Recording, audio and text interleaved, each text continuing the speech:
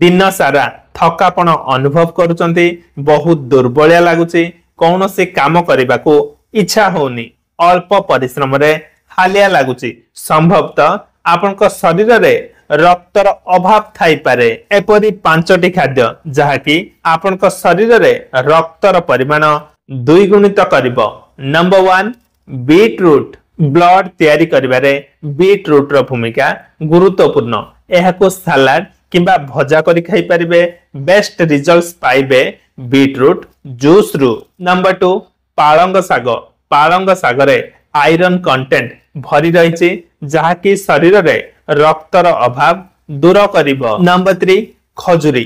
Tasty ता सहित रक्त तैयारी औषध हिसाब रे काम करे। प्रतिदिन सकाळु खाली पेटरे 3-4टी खजुरी खांतु। नंबर 4 डालिंब। डालिंब शरीर रे हीमोग्लोबिन मात्रा वृद्धि करे एवं शरीर को ताजा रखे। नंबर 5 किसमिस।